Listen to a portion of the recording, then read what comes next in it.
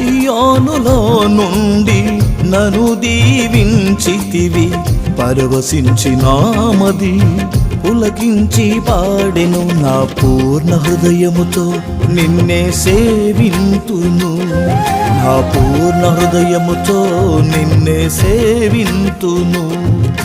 నే బ్రతుకుచున్నది నీ కోసమేనయ్యా, నే బ్రతుకుచున్నది నీ కోసమేనయ్యా.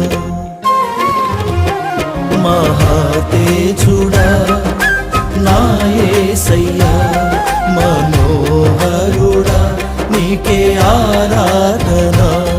మహాతేజుడా నా యేసయ్యా, మనోహరుడా నీకే ఆరాధన.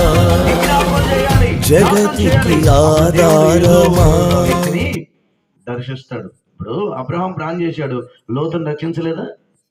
అవునా కదా? ఎందుకంటే మన విజ్ఞాపన వ్యర్థమై పోదు. అన్న ప్రార్థన చేసింది, అన్న దేవుని సన్నిధిలో విజ్ఞాపన చేసింది. ఆమె విజ్ఞాపన దేవుడు విని ఒక మంచి బిడ్డను ఇవ్వలేదా? ఇచ్చాడు. అందుకని మనకి ఈరోజు ఏం ప్రార్థన కావాలి చెప్పండి? ఏ ప్రార్థన కావాలి? విజ్ఞాపన ప్రార్థన. అంటే అందరి కోసం ప్రార్థన చేయటం, అందరి కోసం మొరపెట్టడం, అందరి కోసం దేవుని చిత్తం కొరకు కనిపెట్టడం. అందుకని తిమోతికి రాసిన మొదటి పత్రిక 20 చూడండి 2వ అధ్యాయము 2వ వచనం చదువుతారు.